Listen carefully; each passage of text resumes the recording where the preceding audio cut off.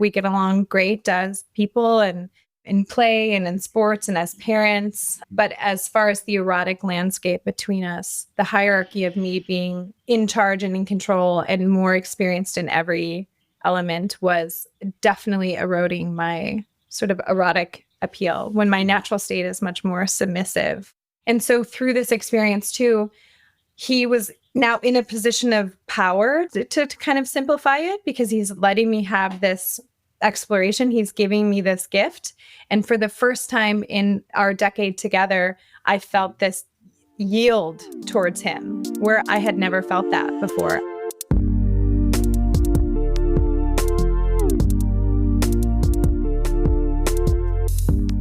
Hi, everyone. I am Fer, relationship coach and host of this podcast.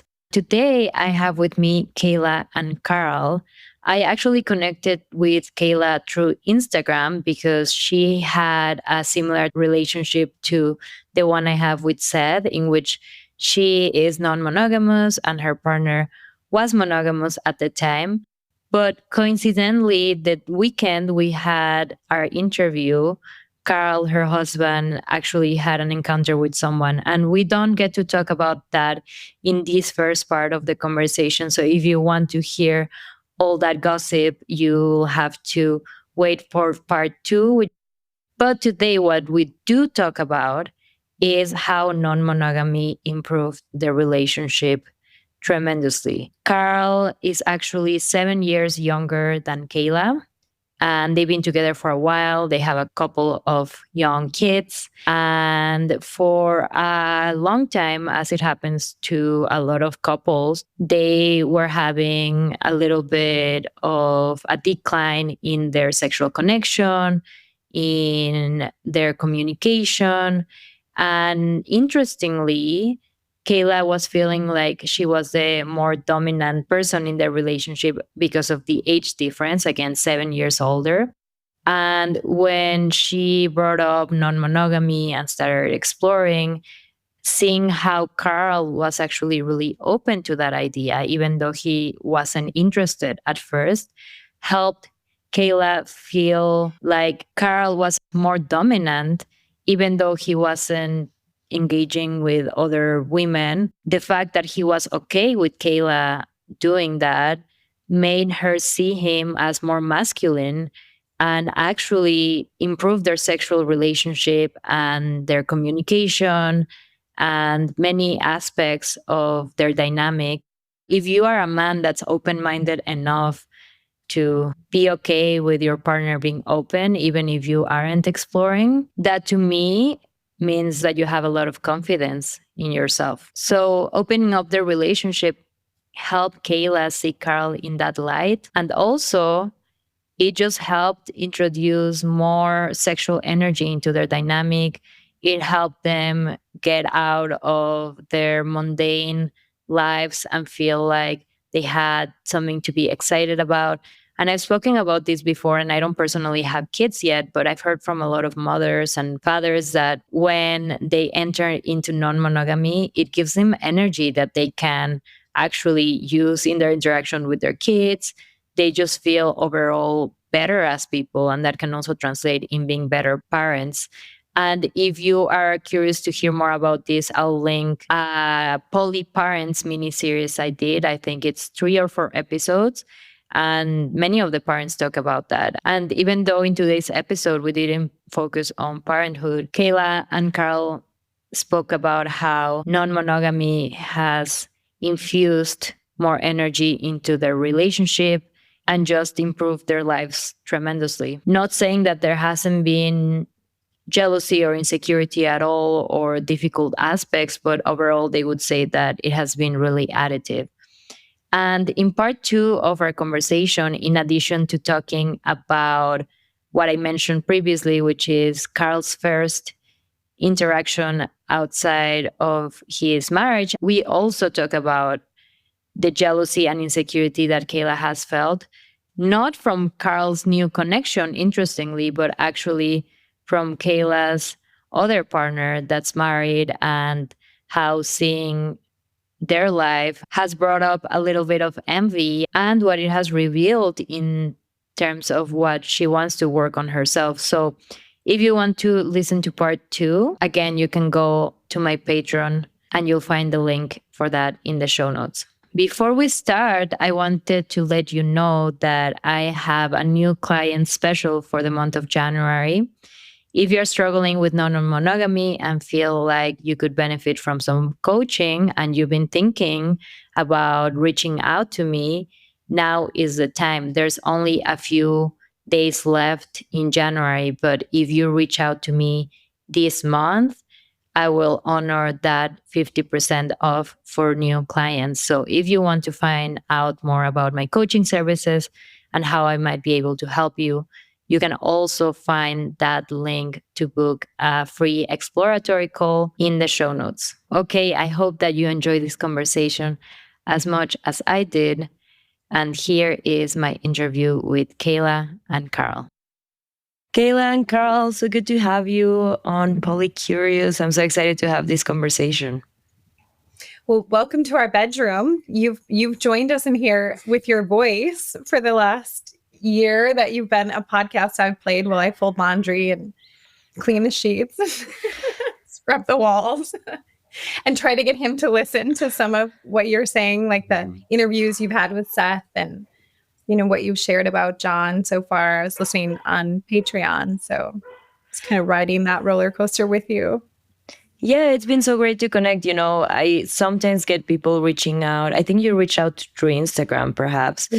And I sometimes get people reaching out and connect with them, but I'm rarely like, okay, yes, like let's do this. I want to have you on the podcast. But I feel like you and I have so much in common, and not only because you are in like a mono-poly relationship, but I think that we'll get to talk more about how that's changing, but I think also just like our general kind of approach to relationships, and I can tell that you have grown a lot from the process and are very interested in sharing. I know you wrote an essay too, which maybe we can link in the show notes as well, but let's go back to the beginning so listeners get to know you a little bit better. So tell us about your relationship, how you guys met, how long you've been together, and just anything that might give us an idea of the beginning of what has become now your exploration into non-monogamy.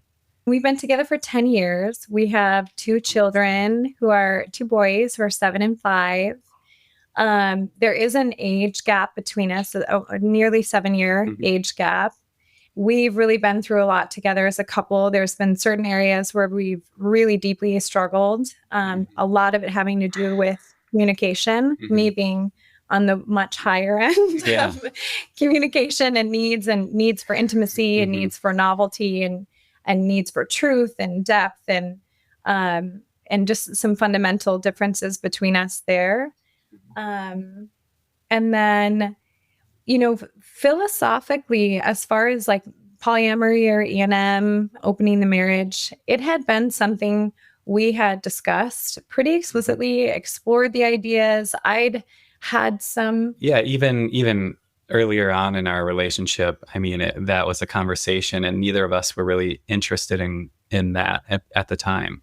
And it's kind of evolved, well, at least for me. It just didn't spark my interest. It was like the conversation always led to like there was so much fear. I'm like, how could this work? Or there was so much potential for harm. Our sex life had been suffering due to the communication, due to just being in a long-term domestic partnership. I think there's a lot of that erotic and really important energy that tends to die as parents, and with a lot of the responsibility of the children and careers and managing logistics too, just all of it. And that was 99% of our conversations were just in that in that vein. And then I would find myself sort of energized or have my interest piqued by just a kid. It only happened a few times, but a few other men, and that energy was really surprising, and it was really fun, and it was really intoxicating for me, and surprising, like at how good it felt to take that home, and how good it felt to have such a friendship at the depth between us that I could share my that you felt comfortable enough to share enough that he wasn't like, oh, you don't love me. Yeah, and turn it into a big fight. Into a big fight. It was always such a beautiful, easy and bonding conversation to have with him. And for a while, the permission was sort of enough. It was satisfying enough for me for when he would say, well, if it's something that is really important to you, if it's a feeling that doesn't go away, like, I don't see why we can't continue to discuss it or explore it. And that always felt so good. So when was the first time you came home and were like, hey, I feel attracted to someone? Or, was it like, hey, can I act on it? Or was it just like, hey, I saw this man and I found him hot and that was it? How did that evolve? Yeah. The very, very first time. The first time it was on my radar was when you came back from Alaska. That trip in Alaska. That one really... So after we had children and, just went deep, we had 2 kids pretty much back to back.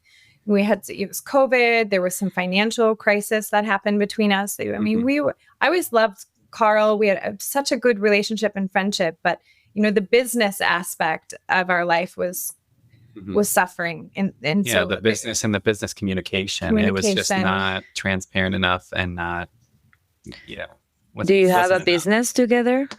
Well, he has a business. I have a business. We're both self-employed, but there was just some, we don't need to get in the weeds of it, I suppose, but just the things that happen in life and long-term partnerships. So there was a lot of grief. It was a lot of work. And missed opportunities too. There were some. Yeah.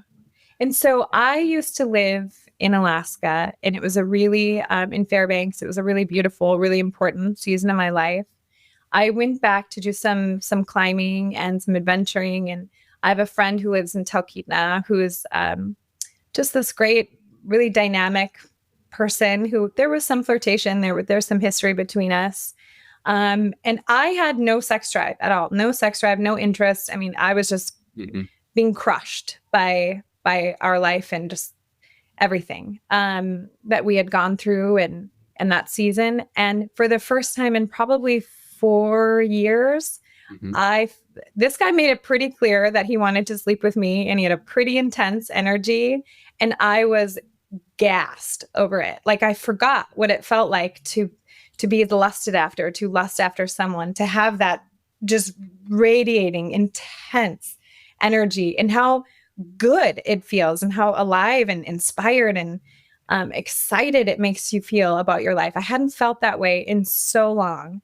Nothing came from it because, of course, I'm not going to have an affair. I've not been okay with that. And so this was like 4 or 5 years ago.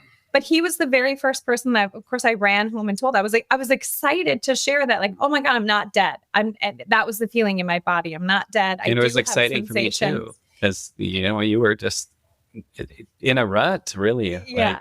And so it was to get those feelings back, to get that sort of lust, and then to reconnect with the friendship, to be able to share that and have this conversation with my husband was such a good experience. But then the feeling went away. We went back into our life. I didn't think about this person ever again. It was just a good experience to kind of process those feelings. And then we went back to sort of the Walking Dead, here sexually and energetically and enthusiastically, because that's what you do. You just stay in the margins as parents and people, and you get up at the same time and you make the same foods and you go to bed, and that's what you're supposed to be doing as a married couple.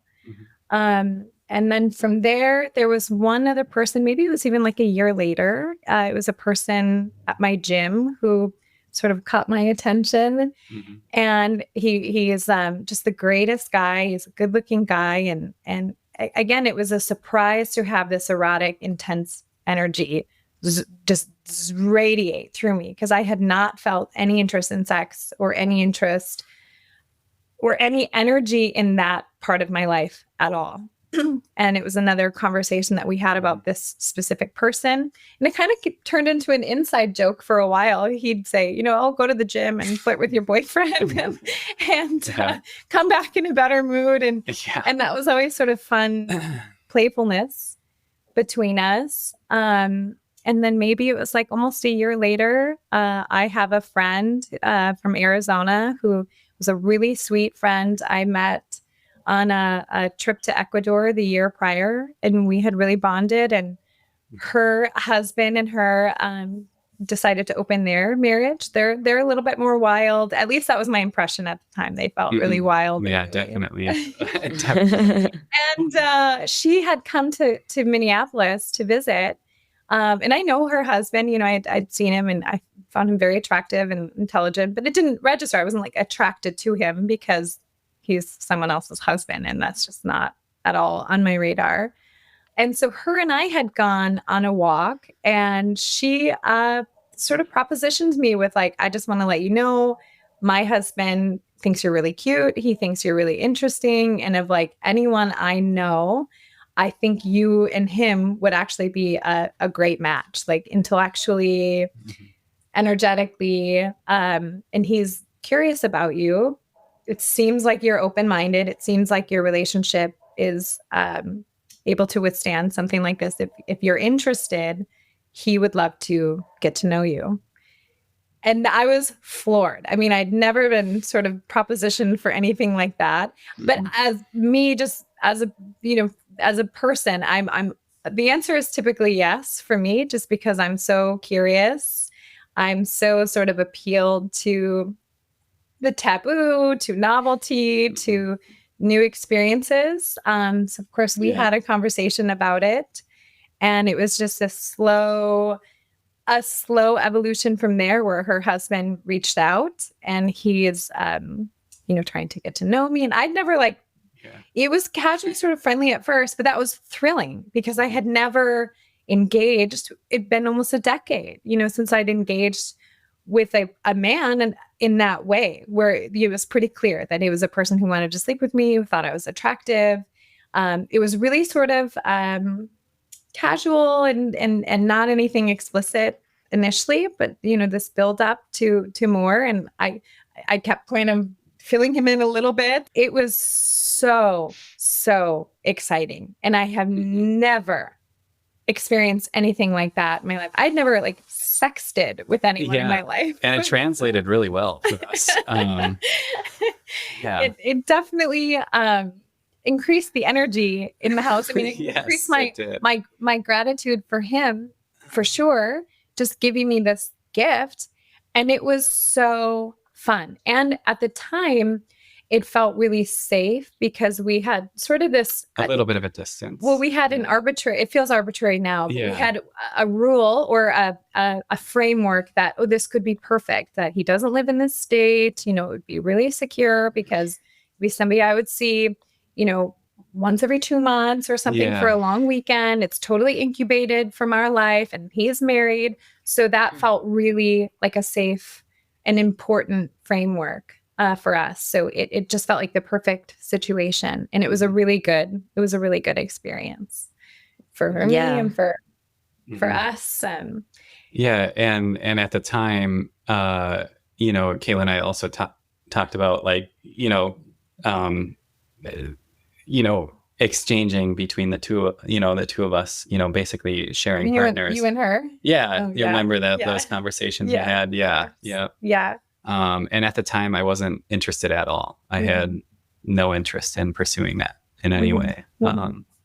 Which was funny because she was super hot. Yeah. Or she still is. She's super hot. She's a beautiful person and was interested in that exchange. But Carl's also pretty picky. I mean, this woman she's very beautiful, but she has sort of chaotic. She was too chaotic. I just didn't know. I was like, I don't think you really know what you want. And like, I didn't feel good. I didn't feel good engaging with her. And he was like, what would we have in common? She doesn't even snowboard. Well, what? I don't know. And, because I look for a lot of things in a partner, you know, it's more than, there's a lot of depth to a partnership. For it to be something that's worth attraction is it's more it's complex complex than just being hot. And I do want to hear more about that because, as I mentioned before we started recording, I think a lot of people have questions when you hear that the man is the one that's like, I don't really care to date other people. Because there's this idea. I mean, I hear it all the time. I heard it the other day. I don't even remember. Oh, I think I was doing a exploratory call for coaching, and these potential clients were like, one of them was like, I'm a man. You know how men say that, like, I'm a man, saying meaning like, of course I'm going to want to have sex with other people in that context. And it's true that that's what it's more common, but I do think a lot of it has to do with society, because it's a lot more acceptable to say that as a man than to be like, I'm a woman, I'm a slut, like that's not that's not really how people talk, but that doesn't mean that that's not how we feel. So I do want to hear about your reasons not to want that. But before, you mentioned something that I think it's important to call out, which is the added benefit that you get, even though you are or you were monogamous, you would still get the benefit of Kayla being non-monogamous, because she would bring back that energy into the relationship. And I think you were able to identify that really quickly, and not only identify that, but even be engaged in that. For example, Seth identifies that when I'm talking to other people or have another partner or whatever, that I come back and I bring that energy back. But he would never be like, oh, go flirt with your boyfriend at the gym, or, oh, what did he say? Or, kind of like be a little bit more interested and curious in that play. So I'm just curious to hear, Carl, why you think you had that openness. Because I think most men would just be like, oh, my wife is telling me that she was attracted to someone else. Like, that means that there's something wrong with me, that I'm not attractive, that this and that. And you were like, oh yeah, she can have her fun, or she can be attracted to other people. Oh, and look at her. She's like all, excited. And now we can have amazing sex together. And let's leverage this opportunity, as opposed to, no, let's shut this down, because this means that there's something wrong with me, or she doesn't love me, or whatever, Yeah. Well, the way Kayla communicates is just amazing. So I wasn't worried about her necessarily hiding anything or trying to sneak around or, pulling the wool over my eyes. And we both wanted to continue this relationship. So that was like the underlying core of it. And I don't feel threatened by other partners or other men in any way. And just the couple, like, soft, I don't know if I'd call them soft launches, but the couple interactions that had happened before we entered into the full, like, dating or boyfriend, the full opening of the relationship, I just didn't see any threat.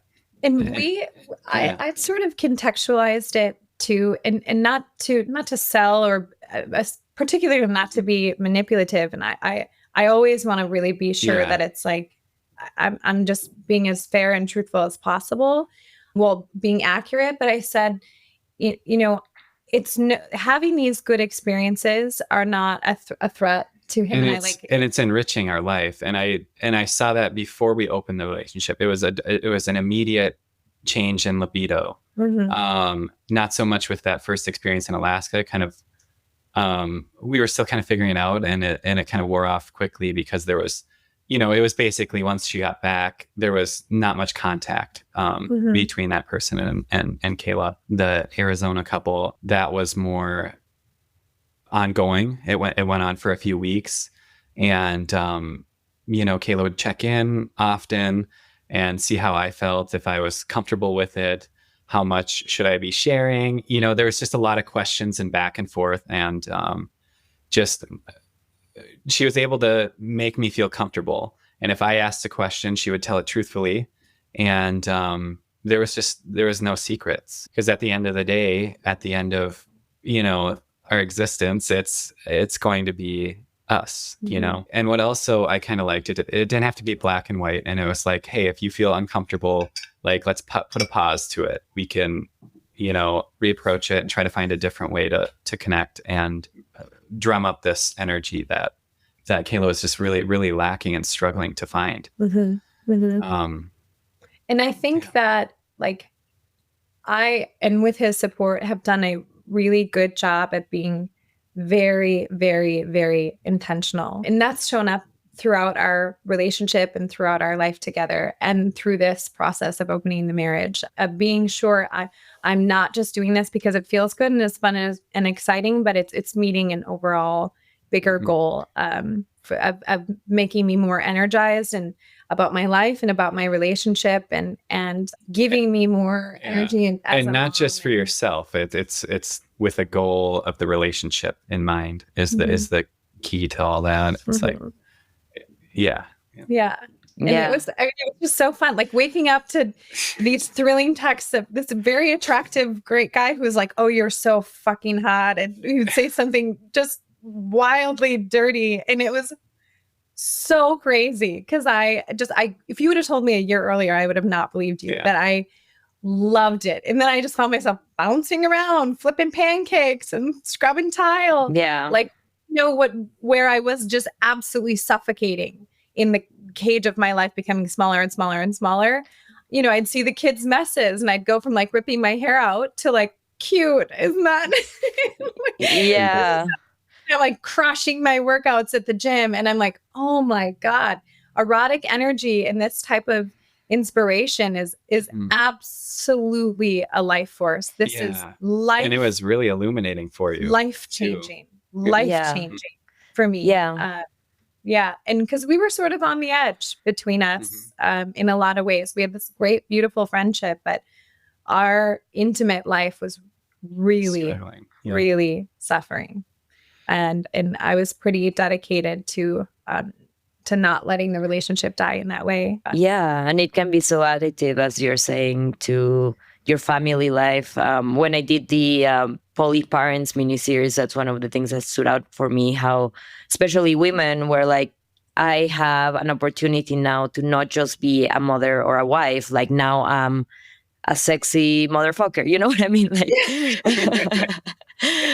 it's like very good for everyone involved, because as we've talked about, it also then improve your sexual life, the way that you are mothering, like all these things. But just going back to what, Carl, you were saying, I think that the reason why it sounds like you were so open to exploring this is because of that trust, right, that you have in Kayla, right? And I think it's partly because of what you're talking about, of like just being fully transparent. And I feel identified with that. One of the things that Seth has said is like he could not do an open relationship with anyone, but I'm just so transparent and so honest, and I will always tell him how I feel, that he knows that I'm not going to be sneaking around or having an intention to leave him or anything like that without him knowing, right? Like he knows that he'll be there every step of the way. And then the other thing that I think is also very important that I also have with Seth is that I'm always like, if you feel like we need to stop,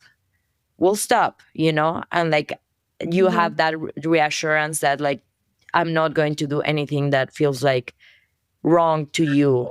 And I think that's important because a lot of people don't believe in that, like don't believe in veto power. And I don't believe in veto power when it comes to like, oh, you can't date this like specific person, but they don't believe on like their partner limiting their freedom or their autonomy or whatever. And that's fine if that's your philosophy and that's how you want to go about things. But I do think it helps a lot when you know that your partner will stop if you want to stop, And I think that creates that security that allows you to be like, okay, go flirt with this person at the gym. But anyhow, so tell me what happened with this Arizona couple? Honestly, exactly what I thought would happen happened. No, like he's a little too chaotic. They're just, they were opening their marriage in an effort to sort of save it, and not that that can't work. He was a liar and a cheater in other, really hurtful ways. And her dating experiences, like they were open to really chaotic relationships.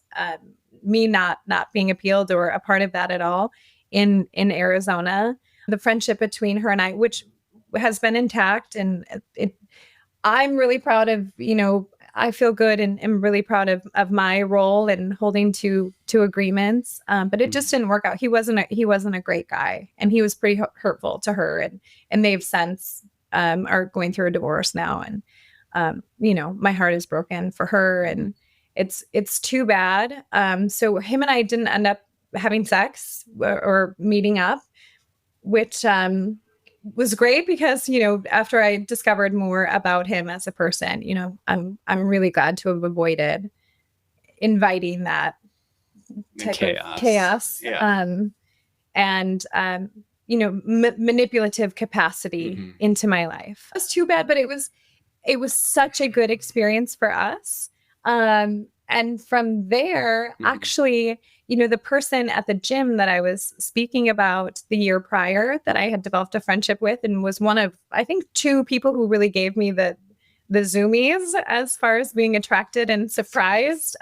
Him and I had continued to develop a really sincere friendship.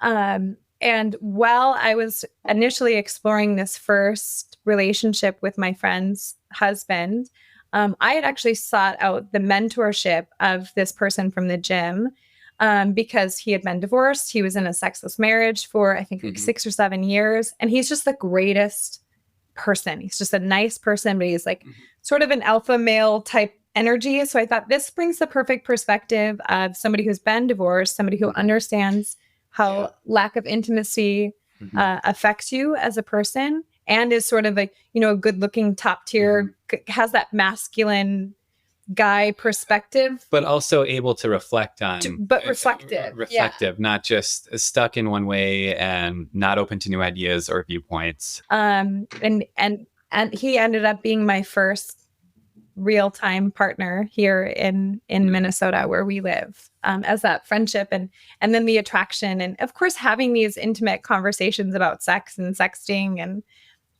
with somebody you have an attraction. And then I had had the conversation with Carl weeks before having the conversation with this gentleman that, like, I think I want to explore this. I think this feels really safe. I think he feels like the right person for this. Like, can you trust me to just make this decision of like when and where? And can it be okay also to essentially not, I use the word interrogate, but like if I were to go like have lunch or meet him or go out for cocktails, like, does it feel comfortable for me to come home and you not to be like, not that I think you would, but to be like, oh, did you fuck him?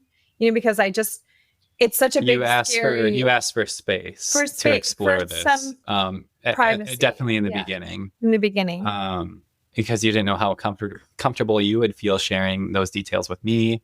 And I really didn't know how comfortable I would feel hearing about the details with my wife with another man, it's and I didn't want an opportunity to create shame, and for that shame to sort of translate in resentment towards him, because even though it's nothing he's doing, but I was worried that if I felt any shame, or if I felt I was being interrogated, even though I have his permission, or if he ended up taking away from this fun, good, sexy experience, I worried that even quietly, even though logically it doesn't make sense, I'd have some resentment towards him.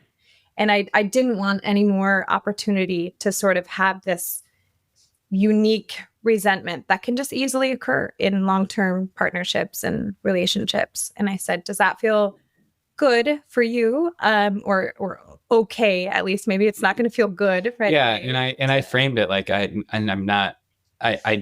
didn't feel great to me at first, for sure. What specifically didn't feel great? Not knowing when and where or how she was going to have sex with him. Yeah, the unknowns, and then also just the physical act of it, because it's just the way I have thought for so long about this type of thing, about sex and sex with other people.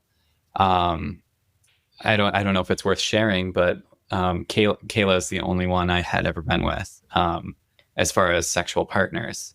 So, because I thought it was, I found it to be a really special thing to share.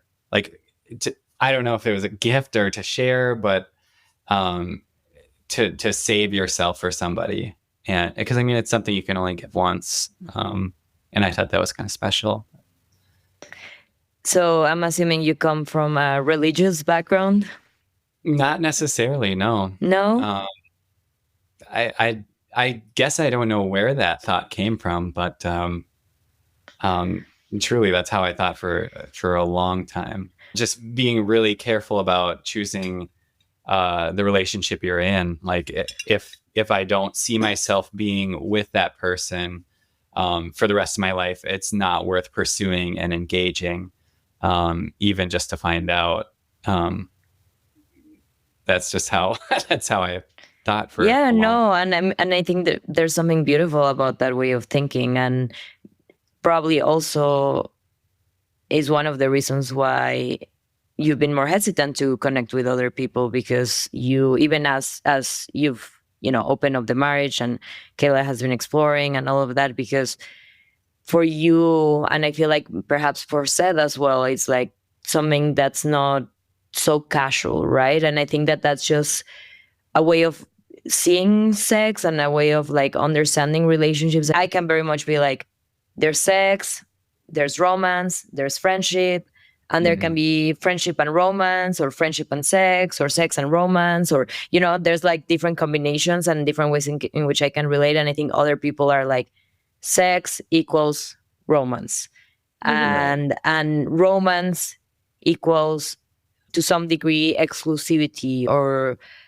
having something very special about that relationship or something like that. And I think that's a beautiful way of thinking about it. I think the issue becomes when that way of thinking about it is imposed. That's why I ask, like, are you religious, right? Because that's what the church says, right? Like, you have to save yourself until marriage, and you should only be one person, because this really special thing, and your virginity is a flower, and all these like ideas that might be ideas that you can subscribe to, and or not even subscribe to, but believe in. But for some other people, it might make no sense at all. So I think that that's where it becomes complicated. But so when did you guys like get together? Because you said you've been together for 10 years. So then you had your first sexual experience. I mean, I don't know how old you are now, but you probably had your sexual experience late. Yeah, in a sense, late. Yeah. I think I was 23 when we first got together, and yeah, it was really nice. Oh. Kayla, were you a virgin too when you had sex with Carl? No. I was busy. The exact opposite. We have an age gap between us. Yeah, so there's 7 years difference. There's 7 years between us. And so we have such a good friendship, but are also sort of a mismatch as far as like 10 years ago. Even my own friends at the time could not believe that we were getting together, because we're just, as far as the seasons in our life and personalities, we're so different. But it just worked. We get along. We felt really comfortable with you right away. And I thought you were really pretty. So Carl was 23 and you were what age? 29 going on 30. And that's where we kind of moved into, I was moving slow. In the back of my mind, I'm like, well, she's this certain age. And it just evolved. Yeah, it just evolved. Sort of surprised both of us. But and that was maybe an interesting obstacle as well for us in the relationship, because I didn't necessarily have an appreciation for that pedestal, as far as sex and intimacy goes. And there's a little bit of, I don't know, there's a little bit of an appeal of sharing in the same level of experience in life. And I think that was some of the energy I was missing, is not being the one in charge of everything, the one more experienced in business and money and relationships and communication. That was becoming the hierarchy between us. It was a really hard dynamic, leading to a lot of problems. Is me being more sort of well versed and in control in every department, and it was an energy that I was missing that translates, at least for me, really well in an erotic way is being more submissive. And that was eroding us. Where there's this beautiful friendship, we get along great as people and in play and in sports and as parents. But as far as the erotic landscape between us, the hierarchy of me being in charge and in control and more experienced in every element was definitely eroding my sort of erotic appeal when my natural state is much more submissive. And that was something that needed to change between us. And so through this experience too, he was now in a position of power to kind of simplify it, because he's letting me have this exploration. He's giving me this gift. And for the first time in our decade together, I felt this yield towards him where I had never felt that before. I had never felt this like overwhelming gratitude for like, I cannot believe that you are mature enough to handle this. And I can't believe that you're kind of strong enough in your masculinity and you have so little ego that like you truly, through the experience with the person in Arizona, I always knew Carl loved me so much. And in some ways that was kind of a pressure for me. But this reframed everything of like, he loves me so much and he just wants me to be happy and free and thriving no matter what. And it completely, totally elevated him in my view in such a significant and important way. And that was the biggest surprise in the change of landscape between us. Not only did I get to access these kind of fun, sexy, energizing experiences and interactions, but it totally elevated him in my view. And that really needed to occur. Between him and I, the most important part was definitely the change in the hierarchy of him being sort of in a position of power to give me this gift. Definitely made him sort of feel 3 inches taller and bigger. And I was truly able to feel his love for me. And so I've also felt a lot more comfortable sharing deeper parts of myself and my sexuality with him. And then seeing him just totally being able to withstand things that most men their ego would be completely crushed by, just makes me much more grateful and much more appealed and much more soft. And that translates definitely sexually between us for sure. The playfulness has increased so much. Yes. Like sort of the friendship and the goofing off and the flirtation between us has increased quite a bit. And that's been really, really, it's been really nice. Rewarding. Yeah. Yeah. Yeah, that's fascinating. And I remember we discussed this a little bit when we were chatting about having this interview, how some people's view of masculinity is the man that doesn't let his quote unquote woman have sex with other people because he is the only one that, owns her or whatever. That's one view of masculinity. My view of masculinity, which sounds like it's also your view, is a man who's so confident in himself and loves you so much and cares so much for you to be who you truly want to be, that allows the space for you to go and explore and all of that and supports you through that. And, to me, like that's masculinity. I find Seth like so masculine. Like he's got some really feminine traits in some ways, but to me, like I like joke and tell him like he's the only real man I've ever met, because I feel like that's what true masculinity is, to be like confident in yourself and to want your partner to live their best lives and support them through that and be that source of support. So it's really interesting that you're saying I'm more submissive sexually, and him being okay with me having sex with other people made him more masculine, made him more dominant in my view.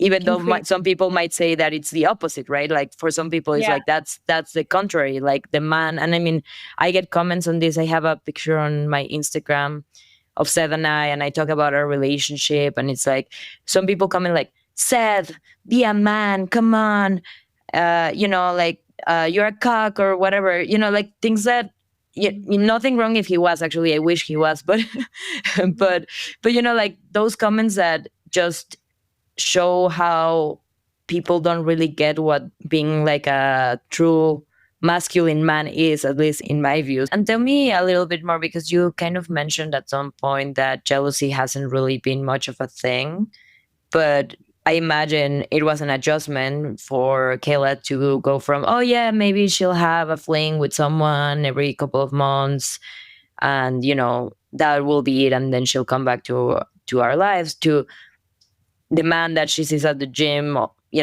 regularly, almost every day. Now it's her partner, or I don't know if you called him your partner at that point, but how was that at the beginning? Did you experience any jealousy? How was that adjustment to your relationship? Yeah, there was a little bit of underlying jealousy. My partner is spending time with another man. The hardest part was getting over the physical act for me, I think, as far as the jealousy goes. In the back of your mind, there's always that, like, I don't know if you call it primitive or primal way of thinking, like, oh, what if he's, bigger, better, and stronger than me? Is that going to make her view me as less of a person? Mm-hmm. And that was one of the hurdles to just kind of get over and get used to as this kind of progressed. But I found it easier to process and really almost encourage and be okay with as it progressed. Any tips that you have for other men who might, in theory, really want their partners to go and explore, but when it comes down to it, they just have a physical reaction? Because even men who also are interested in exploring non-monogamy, it's very common for women to just have much more access to dates and things and prospects, etc. So I think a lot of men struggle with that, of, hey, I'm not getting any, and then there she is with 1,000 offers to do fun things and have fun experiences. And I see a lot of men struggling with that. So any advice or anything that was helpful for you in that process? Well, it was helpful to know that I also had the same freedom that Kayla had. You just have to know that at the end of the day, it's you and your wife, and it's all in pursuit of benefiting our relationship at the end of the day. And that was really helpful, and it helped me feel secure in this journey. And as far as the level of access, I mean, life's just not fair. Women just have more access to partners, and it's ultimately easier than men pursuing women, it seems. And I don't know if it's hard to explain, but it's almost like a status symbol too. The dynamics of what women are looking for in men and what men are looking for in women is different. Like if you're a successful male and you have a good job and you have, your financial life in order, that's much more appealing to women. And, men aren't necessarily interested or appealed to that similar dynamic. Like if she's well established, if she has her finances in order, that doesn't seem to be like as much of a deciding factor for men in their partner choices. And I mean, and for the record, I was like encouraging him, and yeah, you were. Like I had set him up an account on Field with his permission, because he was like, I don't have time for this. I really didn't. Carl runs a successful contracting business here. He's very, very busy. His business is doing really well right now, and that's bringing him a lot of satisfaction. So he is like, I truly don't have time for it. I don't have any interest in whining and dining your girl. I barely have any time to take you on a date. He's like, you're pissed at me half the time because I'm not taking you out. Yeah. And that's my appeal has been much, much less about sex. And it's been much more like the novel dates, the sort of being lusted and pursued after, the more relational and intimacy engagements, the sort of growth and reflection that comes, like, it's much less about sex for me. He's like, would I like to sleep with some hot girl? Yeah, but like, I don't want to. And the guys that I've seen, they have like tech jobs. He is like, am I going to be sending dick pics on somebody's roof? Like, I don't have time for this. Yeah. He's like, it's not me. That's not my thing. I don't want to be texting girls. I know what women are like. I know what the level of engagement most women want. And he's like, I don't have time for it. It's just not something. That's what he kept reporting. If I had time, it's like I have other hobbies I would like to pursue instead of that. I'd rather go biking or go swimming or something along those lines. And it just seemed like a production to engage with another partner when the production was more of an appeal for me than it was. Well, also, I think because of the gender roles, sometimes you don't need to do the production, right? Like, not always. I mean, I'm the type that likes to plan dates and stuff too, but for women, it's a lot easier to be like, oh yeah, like this guy will invite me out, will pay for dinner. And then for you, Carl, it's like, oh, now I have to think of like what to do for the date. Now I have to pay for again, like this is a gross it's just generalization, but like the gender dynamics is like, it's a lot easier for women to just say yes to an experience than like for a man to like plan the experience or pursue the woman or whatever, like send the likes on swipe for hours to get a like on the dating apps, as opposed to women just like waiting to be pinged on field and have tons of options, right? But anyhow, I do want to keep going on the story. So what happened with this gym partner that you had? It's been great. We still are very good friends, but he still aligns with monogamy, and he, had reported developing strong feelings for me and it creating more of a deficit in his life than satisfying, sort of accessing, the intimacy between us, which continues to exist. We're still very good friends. We're in constant contact.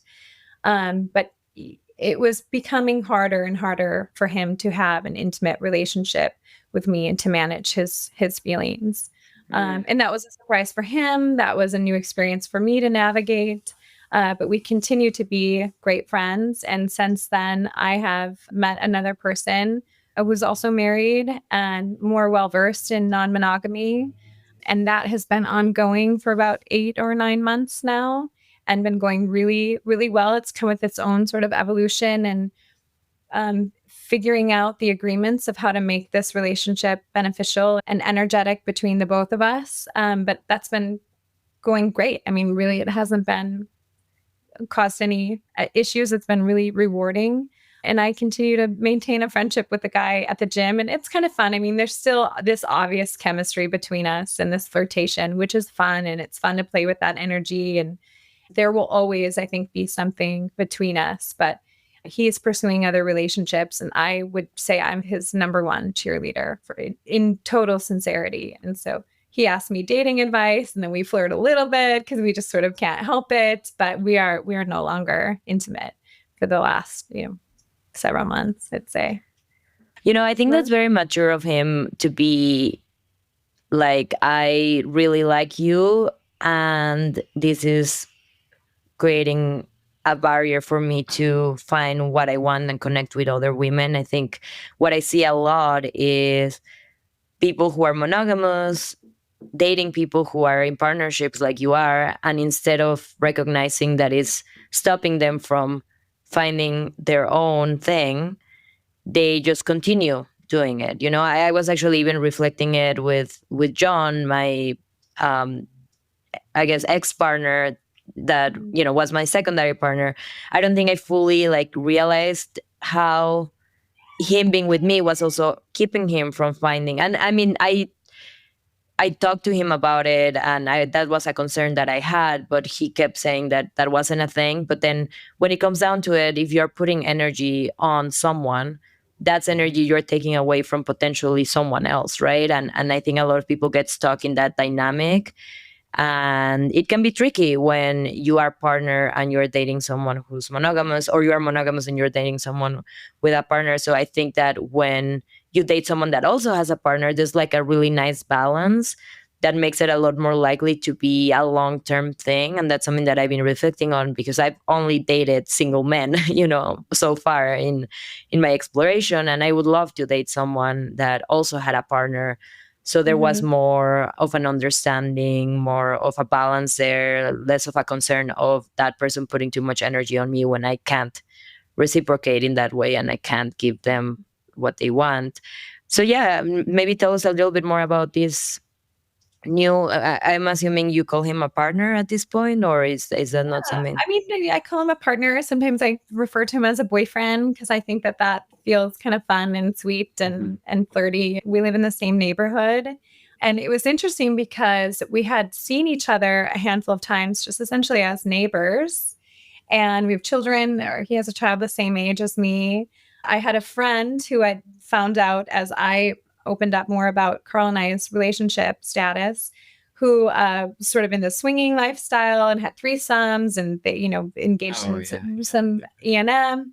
And she, when I was telling her about my partner at the time from the gym, that it wasn't exactly fitting. She's like, you and Carl's relationship is built for E&M. I think you would do really well being with somebody who is, well-versed in non-monogamy, and you should try this app Field. So I had opened the app Field, and it really wasn't for me. I'd never used a dating app. I'm probably the most vanilla non-monogamous poly person that I've met so far. Or at least maybe this is evolving, but this was at first. So the folks on Field seemed a little bit like too far out for me. It just seemed like, this is not my landscape. I'd probably spent 3 minutes on there and thought, not for me. And I thought, she goes, no, you're kind of looking for a diamond in the rough. Like, give it a second try, take a look. And I opened the app, and boom, he was the first person I saw. His profile was on there. It was like E&M, long-term married and, happily committed father and husband. And I was blown away, because it's really not a robust pool of folks, especially E&M folks in Minneapolis, especially attractive ones. And so I was like, what are the freaking odds? What are the odds that we have just been under each other's noses for months and months and months? I mean, literally under each other's noses. And we have this in common. And so I just ended up sending him a text message, because we had already exchanged phone numbers, just as friends, just as neighbors. And I thought, what are the odds? And I didn't even really know if I was interested in him, but more sort of interested in, again, building the community and getting to know other married couples who are doing this successfully. I definitely wanted mentorship and community in that way. And I mean, objectively found him attractive, but attraction is more complex than just, what do you look like? What do I look like? At least for me. We've just been such a good match, and it's been such an easy and really fun and really sexy and really energizing and really just very, very sweet and rewarding relationship has bloomed from that. And I've just learned so much about myself as a person. I've been so inspired, sort of understanding envy and jealousy and like figuring out these complex needs I couldn't really give it a name to prior to this experience, become increasingly clear. Wonderful. So tell me more about those things that you've learned. You said about jealousy and envy. Have you experienced jealousy with the neighbor? I'm just curious, in your process, what has helped you overcome jealousy or insecurity? If you want to hear the answer to this question, you can either subscribe to the podcast if you haven't already and wait a couple of weeks, or go to my Patreon, where you can already find the recording where we talk about how Kayla has handled jealousy and envy, and she's got great tips around that. And also we talk about Carl's connection with someone else, the first time that he stepped out of his marriage, and actually the first time that he was intimate with anyone besides Kayla. So if you want to listen to the rest of this conversation, follow the link in the show notes or subscribe to the podcast. Okay, guys, thank you so much for listening, and I'll catch you all next episode.